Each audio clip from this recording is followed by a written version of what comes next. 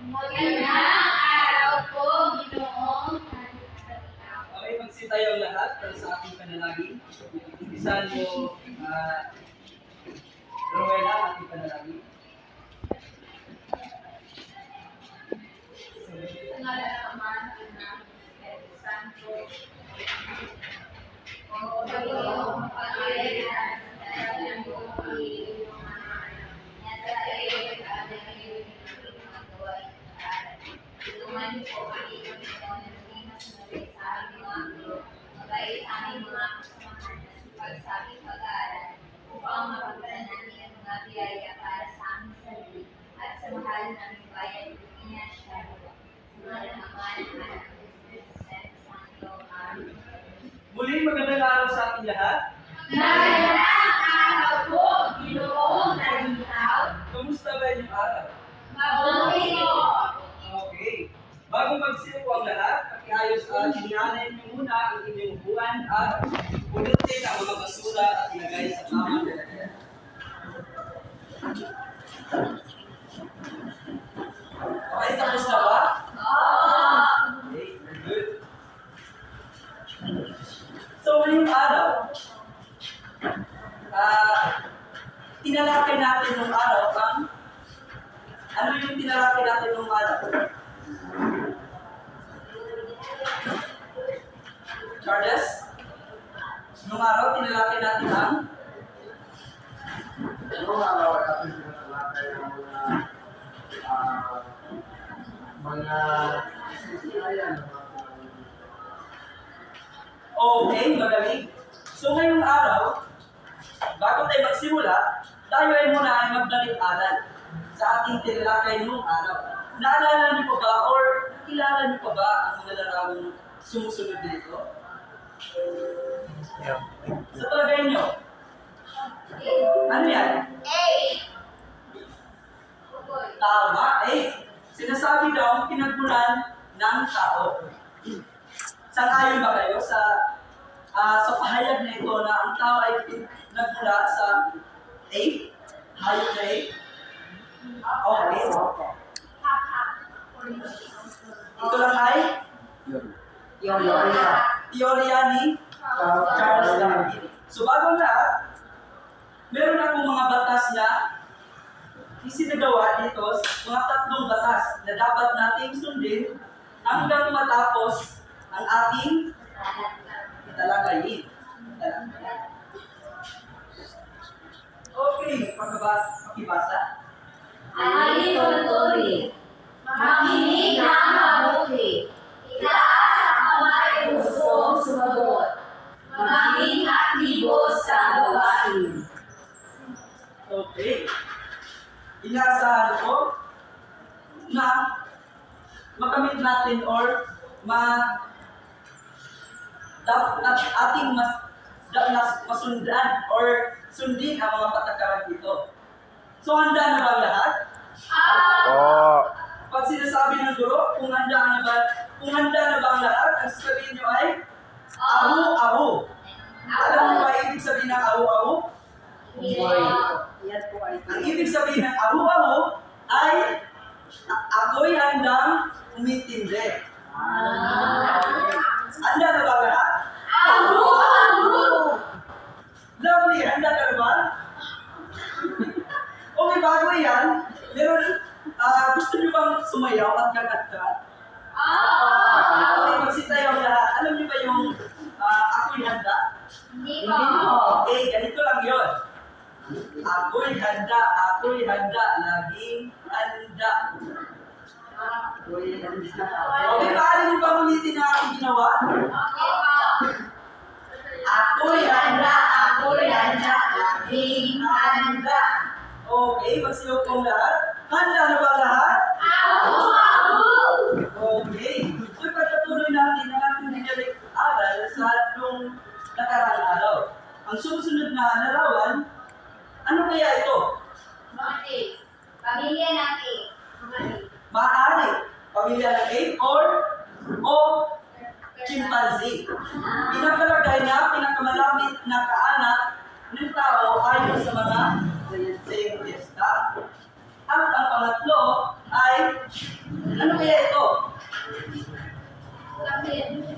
Ha? Ano? Okay, tama, maaari. Ito ay Australopithecus. Tinatayang ninuno ng makabagong tao o ay na may kakayahan tumayo ng matuwid. Kagaya nito. Di ba? Nakatayo ako ng matuwid. Okay. So, meron akong mga inandang gawain dito. Tingin ko, ang klase ng dalawang grupo. Ito ang pangkat una at ang pangkat pangalawa. Ang pangalan ng pangkat una ay pangkat mahusay. At dito naman ang pangkat magaling. So, handa na bang lahat? Hindi, mabuti. Mahusay. Alaktagan natin mga sarili. Okay? Bawat grupo may 5 representante na pumunta dito at pipili ng mga larawan na kung ang tanong kung kayo ba ay nabubuhay sa sinaunang panahon. Ano kaya ang mga kagamitan or kasangkapan na iyong gagamitin para kayo ay mabuhay sa sinaunang panahon? Okay, pumili na kayo ng 5 representante bawat grupo.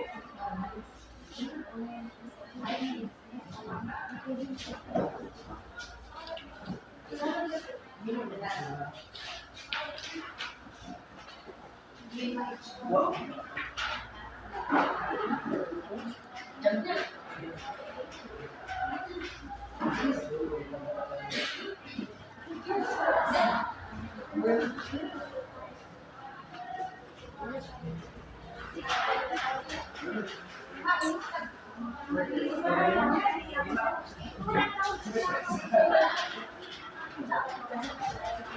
Okay. Saan ang pangkat mahusay? Pangkat magaling. Okay, meron kayong 2 minuto para sa pagrepresenta dito sa harapan. Okay, tayo na magsimula.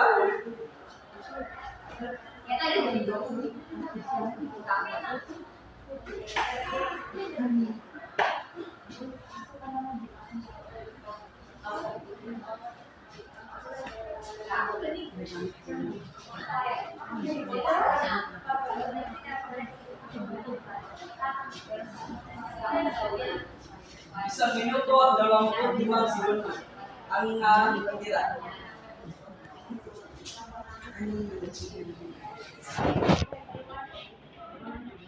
Okay, handa na ba lahat? Pangkat mahusay, handa na ba kayo? Pangkat magaling, handa na ba kayo? Magsimula na tayo lahat. Una ang pangkat magaling. Ito po ay ang apoy. Ito po ay ginagamit ng panahon ng mga tao kasi noong unang panahon ay nagkaroon ng kaalaman tungkol sa paggamit ng apoy kung saan ay kanila na iniluluto ang kanilang mga kinakain. Pangalawang larawan ito ay sa tingin ko ito ay pwede ginagamit upang mapaglagyan nila ng tubig noong unang panahon. Ang sa akin naman po ay kahoy na kung saan ang kanilang mga kagamitan noon ay gawa sa kahoy na ginagamit nila sa pangangaso at panghuli ng mga ibon, mga isda, o mga na kung saan ay nakakatulong sa kanila kung nakakatulong sa kanila sa paghanap ng kanilang makakain araw-araw. Ito po ay isang busok. Basta ito ay isang busok, ito ay magagamit noong unang panahon na marami itong pagkamitan. Pwede ito magiging sandata o magiging bahay ng isang mulim sa pangangailangan sa pamumuhay. Actually, sa panahon ng palinis ito ay nakapagayos natin ng bando. Dati, magagamit nila ito, hindi lang sa pambukit, pwede rin ito nila sa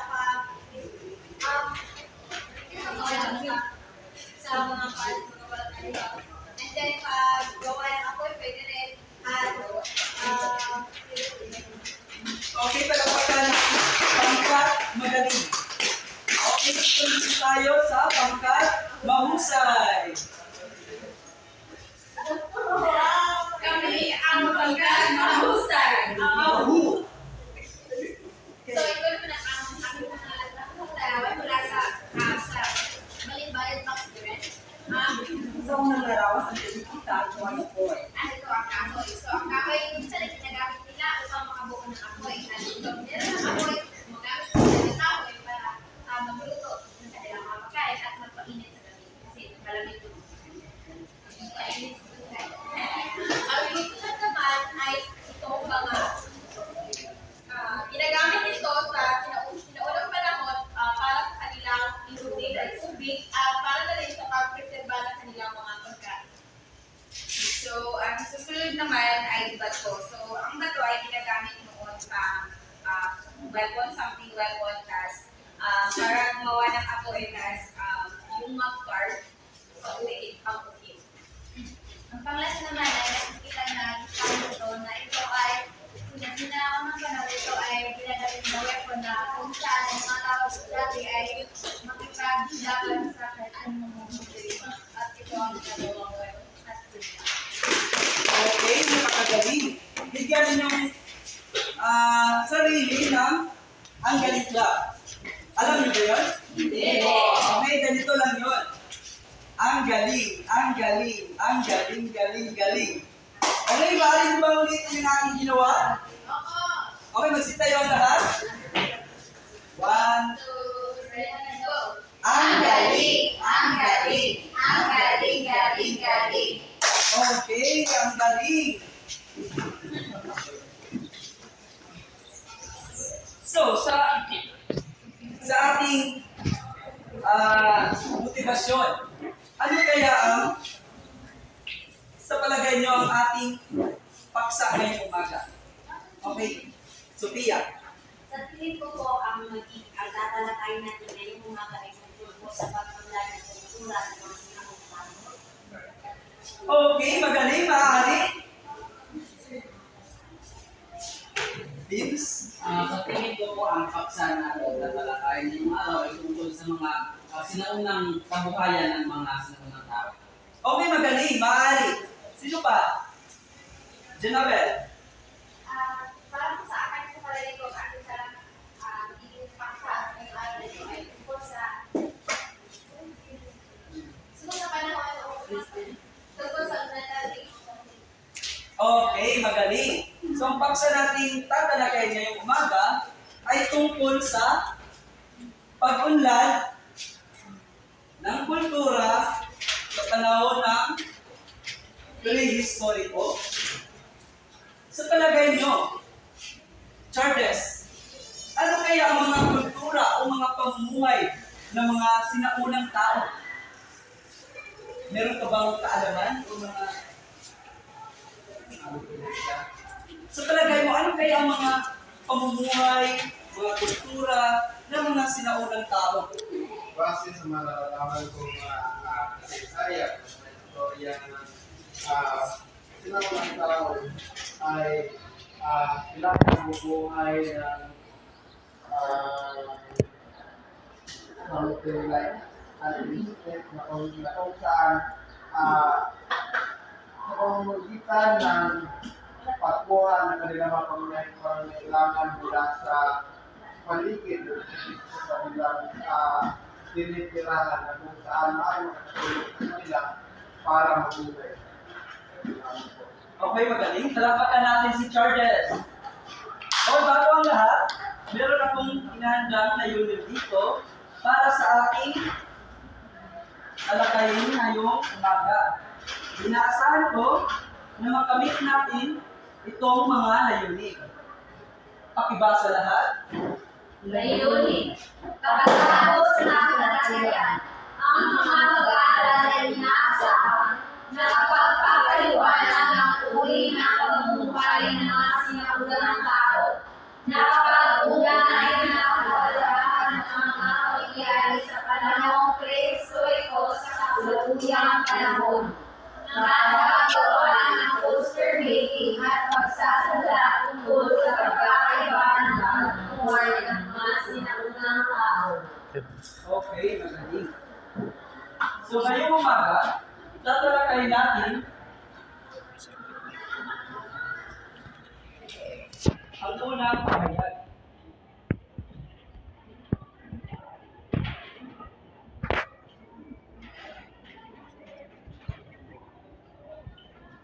Okay, pakibasa lahat.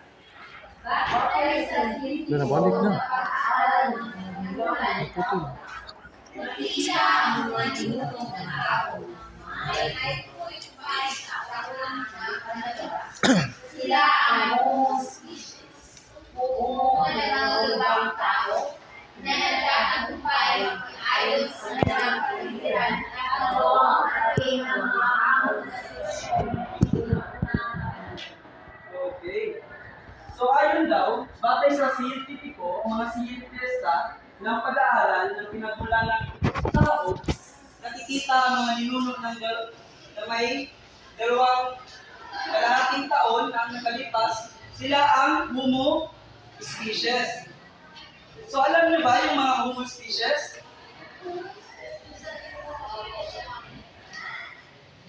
Sino may alam? Yung mga Homo species? Ivy? Ano po, halimbawa po yan ay yung mga Homo sapiens, Yes? Homo habilis, Homo neanderthalensis, at Homo erectus. Okay, tama. Yun yung mga Homo species. O yung Homo na nangangahulugang tao. Sila daw yung unang tao sa kabihasnan o sa kasalukuyang panahon na nagtagumpay makiayon sa kanilang kapaligiran at nagawang harapin ang hamon ng sitwasyon noong sinaunang panahon. Naintindihan ba? Naintindihan ba? Opo! Okay, magaling. So ngayon, ating tatalakayin ang tatlong yugto ng pag-unlad sa kultura sa panahon ng prehistoriko. Uunahin natin ang panahon ng Paleolitiko. Ano ba ang nakikita niyo sa larawan? Box po. Ano pa? Kahon. Mga tao. Sila ay may gumagawa ng kahon. Sila ay sa kuweba. Okay. Wala sa gamit. Oo. Hindi So ba pala, masyadong umiyon? okay. Tatalakayin natin ang panahon ng Paleolitiko.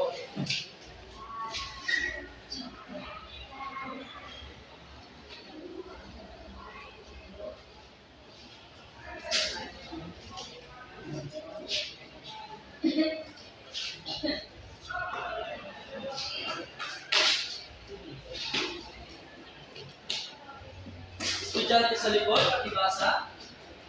Ang panahon kung saan nakikita ang pagbabagong anyo ng tao. Isa sa mga pinakamahalagang mangyayari dito ay ang pagdiskubre ng apoy. Ang mga tao sa Paleolitiko ay mga lumatiko o walang permanenteng tirahan. Ang panahon ng pagkontrol ng bumili sa kanilang kapamigiran. Sa panahon nito, nagsimula ang kahirayan ng mga tao ang artistikong mga abilidad. Bumubuhay sila ng mga bato at pinagdadaanan nila ang kanilang mga katawan. Ang panahong dito ay sinasabing panahon ng pagbuo ng kailangan ng mga tao. Sa panahon ito ay buong ang mga Cro-Magnon. Nagbago ang mga gawi, asan at pamumuhay ng mga tao. Okay. Sa panahon daw ito, sa panahon ng Paleolitiko, dito nadiskubre ang Mga apoy. apoy. Sa panahon ng Paleolitiko, ang mga tao noon ay may mga abilidad. Oo, may mga abilidad na pumipinta sa... Oo. Nakita niyo ba sa larawan ito? Nandito ang pagdiskubre ng apoy at nakatira sila sa kuweba. Yan ang kanilang mga kultura noong unang panahon o sa Paleolitiko. pinipintahan nila ang kanilang mga katawan dahil sa kanilang ito ay kanilang kultura. At dito pala, sa panahon din ito, na-discover ang paggawa or na-discover ang apoy. At ang mga tao din dito ay tinatawag na Cro-Magnon o mga nomadiko. Alam niyo ba yung nomadiko? Tama. Yung walang mga permanente tahanan. At yung Cro-Magnon ay, alam niyo ba yun? Yun yung mga Cro-Magnon ay nakatira sa kuweba. At yung mga Cro-Magnon, yun yung nakadiscover or sila yung unang nakadiscover or yung meron ng mga abilidad sa pagpinta. Meron na silang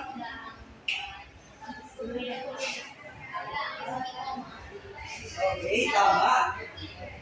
Okay, nagbago ang mga gawi, asal, at pamumuhay ng tao. Dito na rin nagsimula ang kanilang mga pamumuhay, ang kanilang mga asal, gawi, at kanilang gawain sa kapaligiran. Naiintindihan ba sa panahon paligid ito? Okay. Ngayon ay dadako naman tayo sa ikalawang panahon.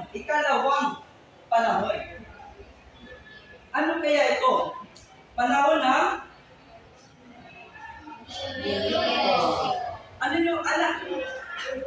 ano ba ang inyong nakikita sa larawan?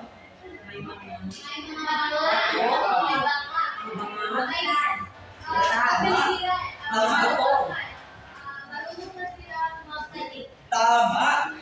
So ngayon ay dito tayo sa panahon ng Neolitiko. Aalamin natin kung ano-ano ang kanilang pamumuhay at kultura sa panahon ng Neolitiko. Tama.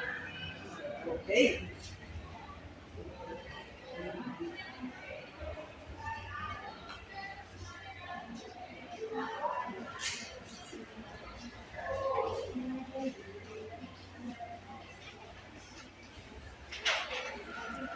Okay. Handa na bang lahat? Handa ka na ba, Junrel? Ahu! Yan.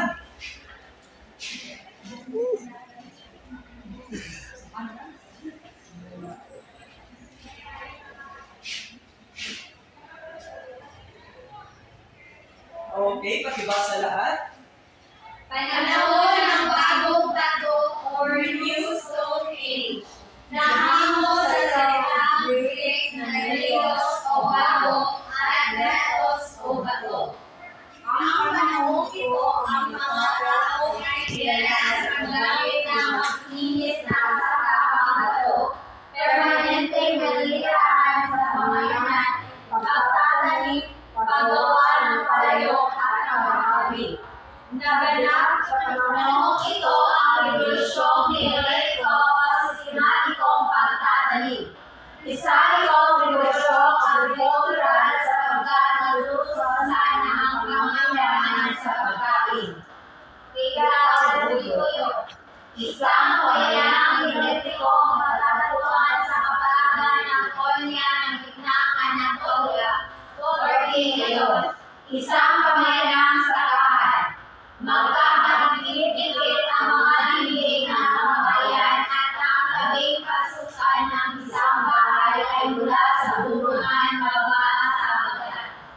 Okay, mahusay. Naiintindihan ba sa panahon ng Neolitiko?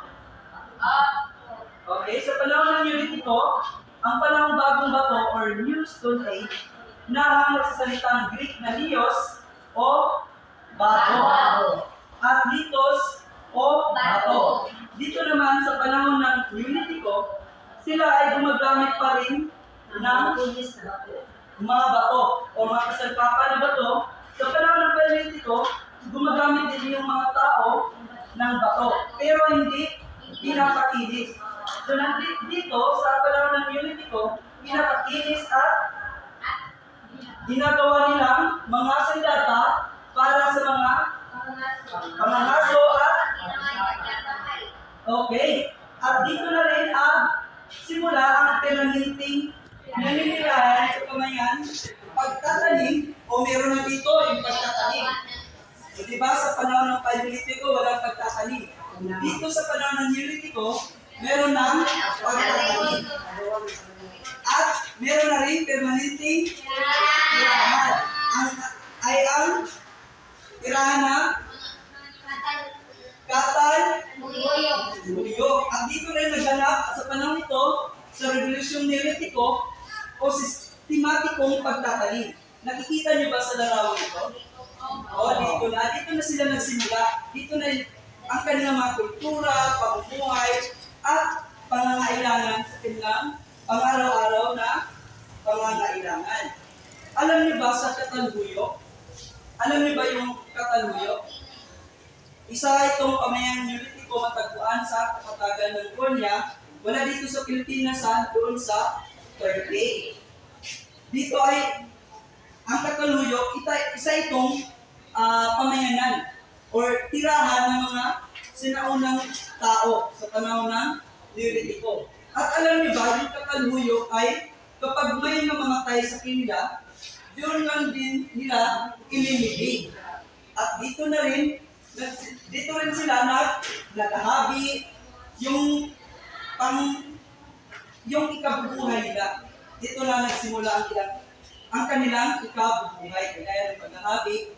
At sa Katalhuyok, yung ma-realize mo na grabe yung dikit-dikit yung pamayanan. At sobrang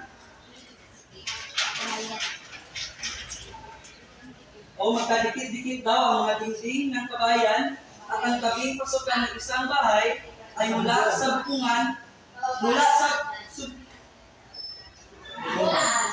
sa taas doon sa hanggang sa hagdan.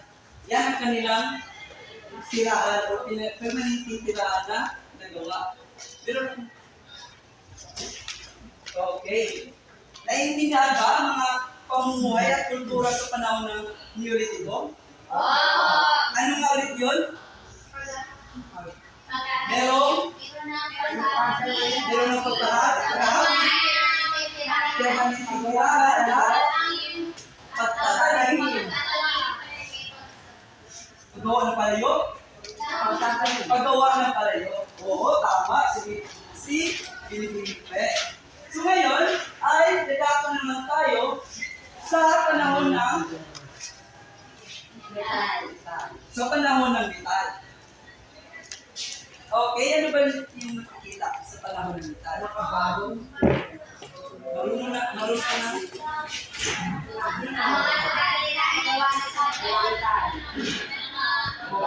Okay. Ano nakikita mo, Hermay? Dito sa larawan. Ha? Ano? Ginagawa ng? Sandata. Ginagawa ng tao? Bangkaw. Dito rin nagsimula. Ginagawa ng tao. Tama. Meron ba? Okay.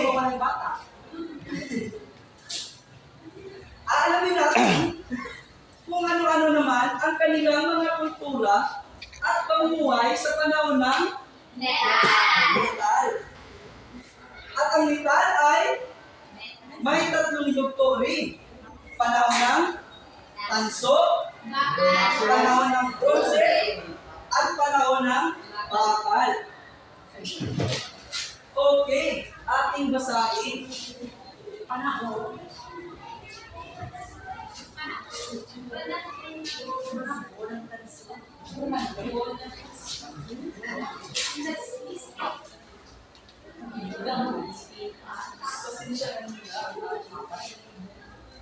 Okay, pag-ibasa.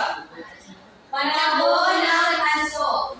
Nagsimula ang pag-ibig ng tanso noong 4,000 BC sa Asya, 2,000 BC sa Europe, at 1,500 BC sa Egypt.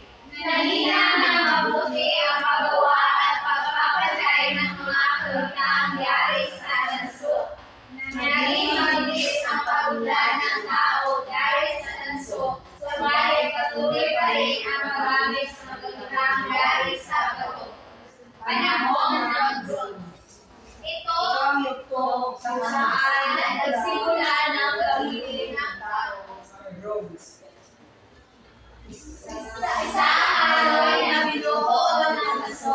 at alay para sa paggawa ng kagamitan at kasagutan. Sa panahong ito, bumitaw ang mga bayan na kabiasnan tulad ng Mesopotamia, Egypto at Indus Valley. Sa panahong ito, bumitaw ang mga kapagulan.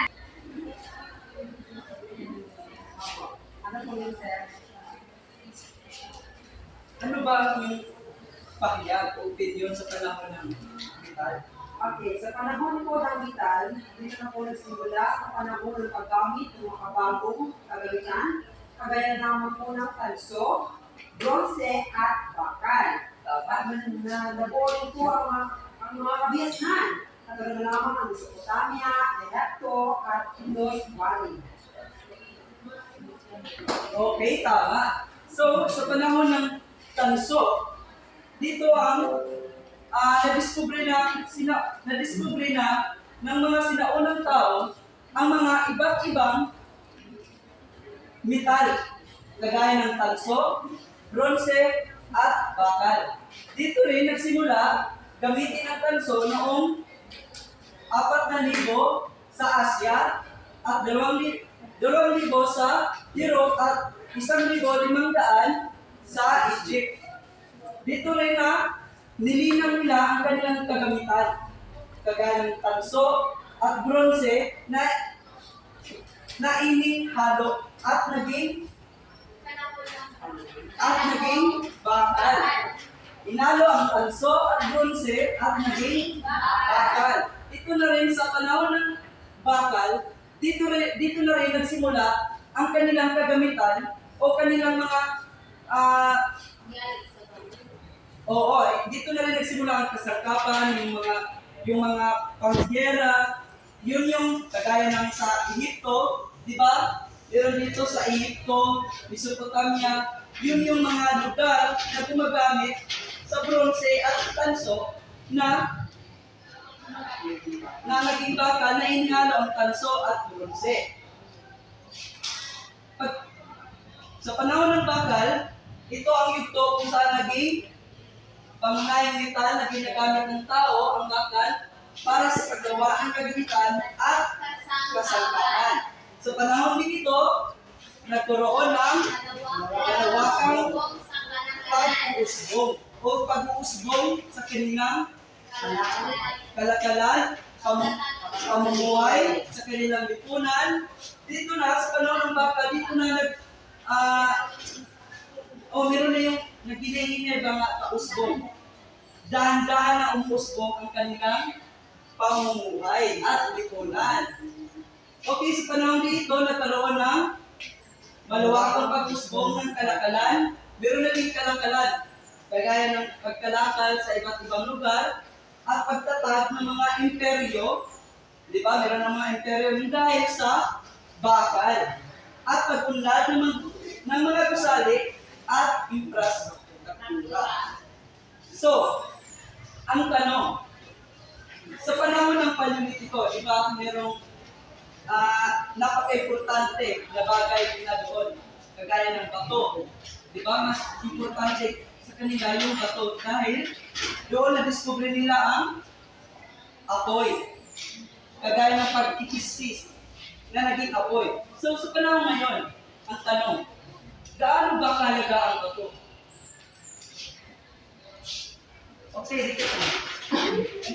Para sa iyo, gaano ba kahalaga yung bato? At iba't ibang kagamitan sa sinaunang panahon. Ano ba ang kahalagahan? Ngayon. Nagpakalagay ng bato at iba pang kagamitan na natuklasan noon natin ang sinaunang pinuno dahil nagbigay ito ng paraan upang magamit natin yung mga na-discover na noon, magamit natin hanggang ngayon sa pang-araw-araw natin pamuhay at maging sa mga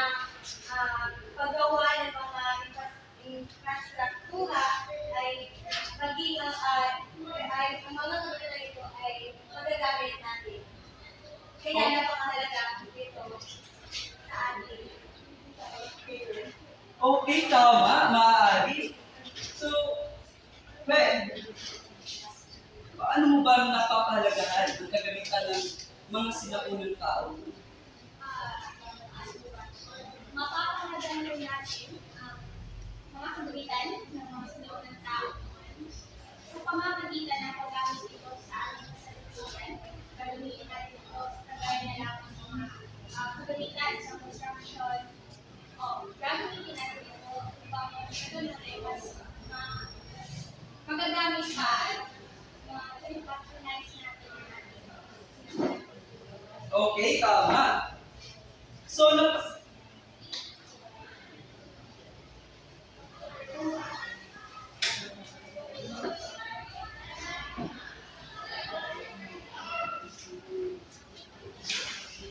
napakahalaga talaga ng mga kasangkapan o kagamitan sa sinaunang panahon. Dahil dito, nagmula ang pag-discover ng apoy at ngayon ay napakahalaga kagaya ng bato sa paggawa ng gusali. Di ba gumagamit tayo ng bato? Hanggang sa ngayon, mga bakal ginagamit din natin sa pagtayo ng mga gusali. Sa tanso, mahalaga ba sa panahon ngayon? Okay, tama. Naiintindihan ba? Mabigyan niyo nga ang inyong sarili ng ako'y ay magaling ka. Okay, pakitayo lahat. Ano nga ulit yun? Magaling, magaling, magaling, magaling. Ang galing. Okay.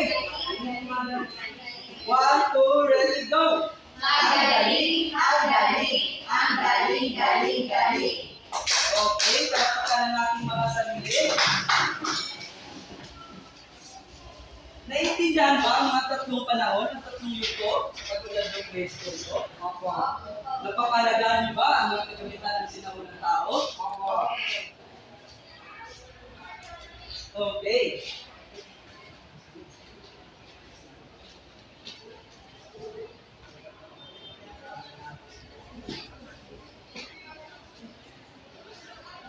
So, bagong lahat, dahil naiintindihan nyo, meron tayong panimulang gawain.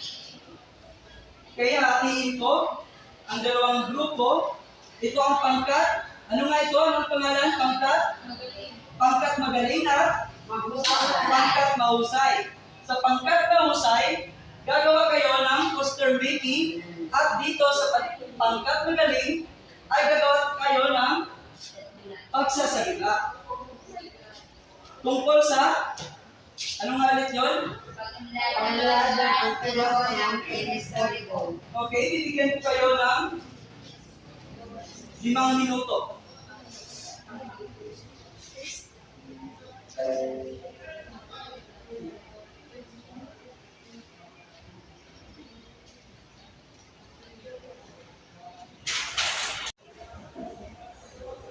Okay, magsimula na lahat.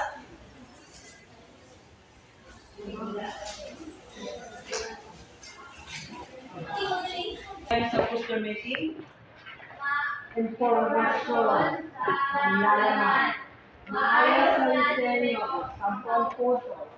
Pag-aking sa pansin, 10 puntos.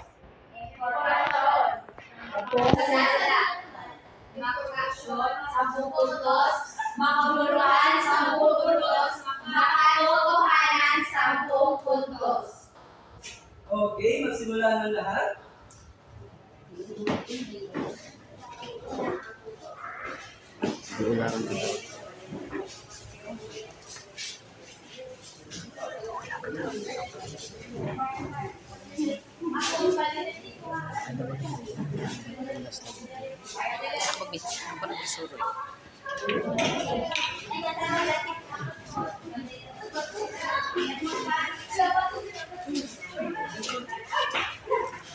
Kami ang sa kanila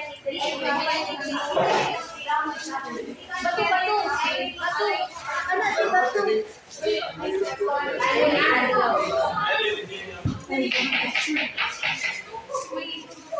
Ayun.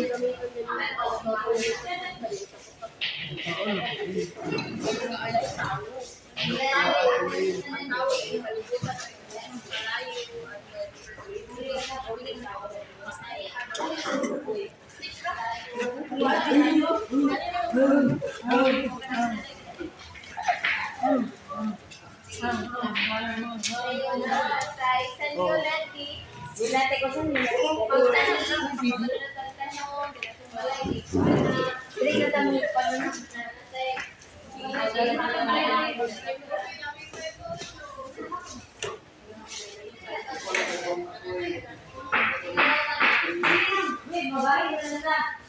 Kita may tulog sa kuwan.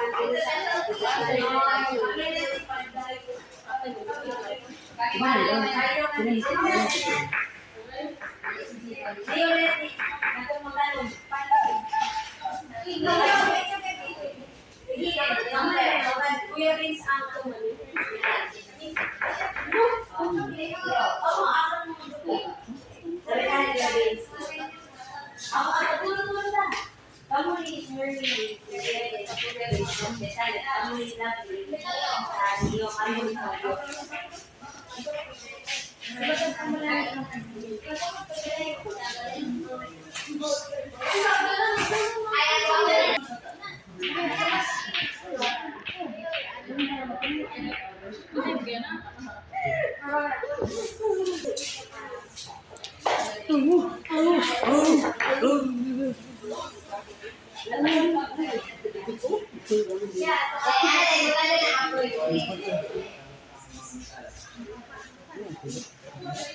Napay-black ba?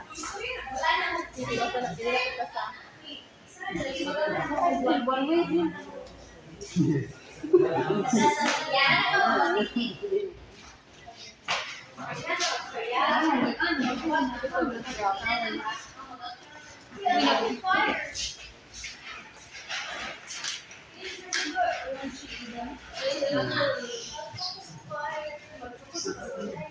Turn up fire on.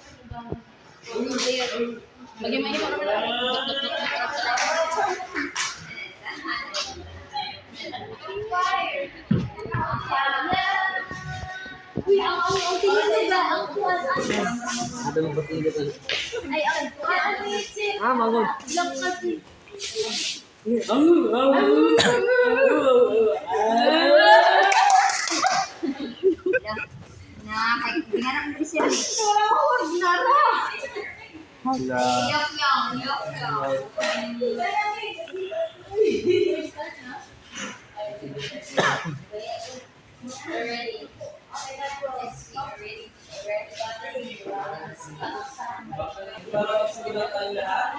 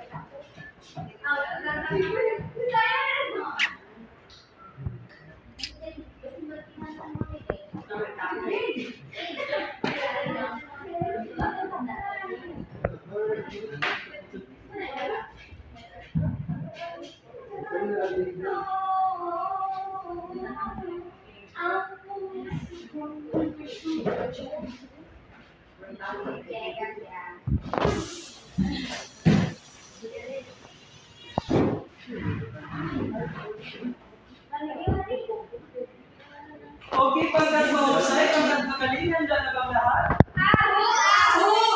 Sino gusto niyong mauna? Ang pangkat? Okay, pangkat magaling, umpisahan mo na inyong mga gawain. Magandang umaga sa lahat. Kami po ang Pangkat Magaling at ngayon po ay ang gawain na inata sa amin ay pagkakaroon po kami ng pagsasadula tungkol sa mga panahon kung saan panahon Paleolitiko at Bakal. Ang unang panahon na aming sasadula ay panahon Paleolitiko.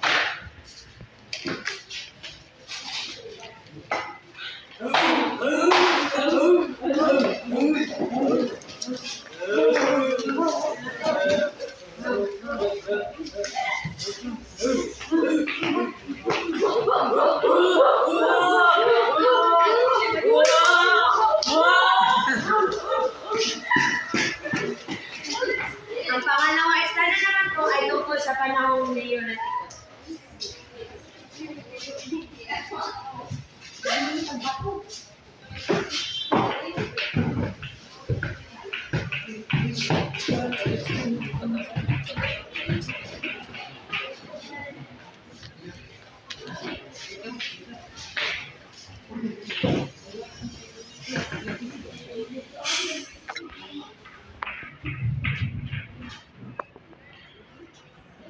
At ang pangatlong eksena naman ay panahong metal, kung saan ang mga sinaunang tao ay marunong na gumawa ng kanilang mga sariling salita na gamit ng metal.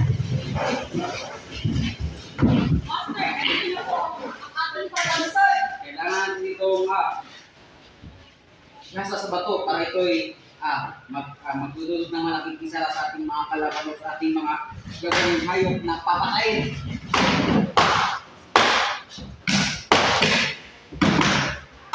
Ano pa yung tandara?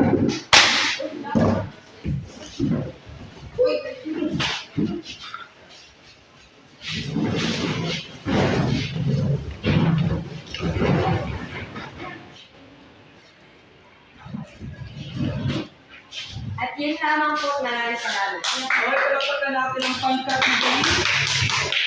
Okay, pangkat mahusay. Handa na ba kayo? Handa na si Charles. Okay. Handa na si Charles. Ang kinatawan sa pangkat mahusay. Yay, Charles, go!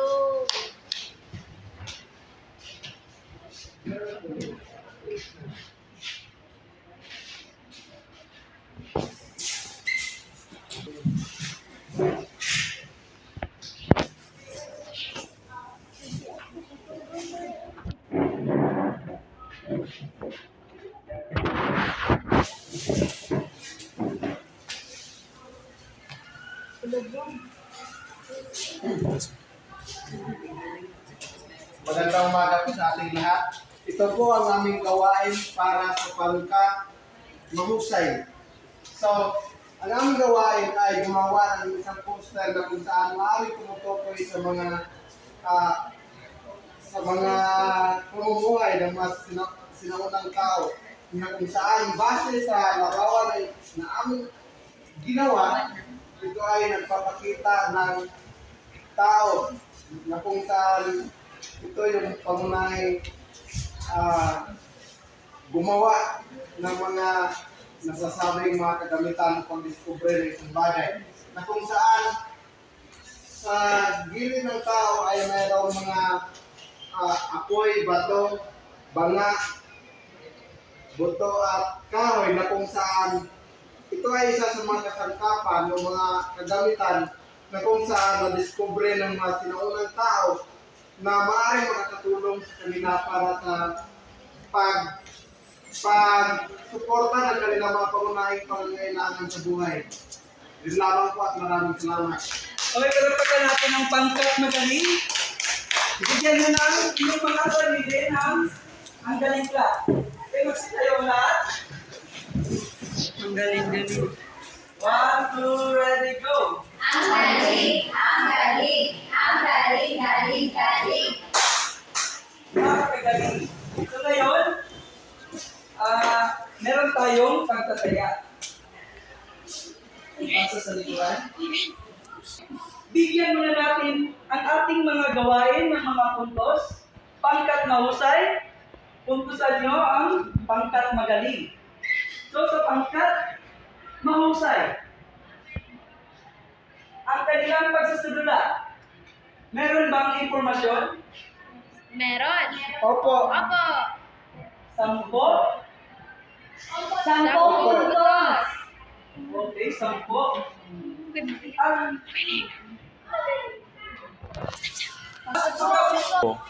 okay, nabigyan ko ng puntos ang pangkagaling sa kanilang pagsasalular. Meron silang 10 puntos at makabuluhan. O naman nakita naman natin na makabuluhan sa kanilang isinahula. Meron 10 puntos.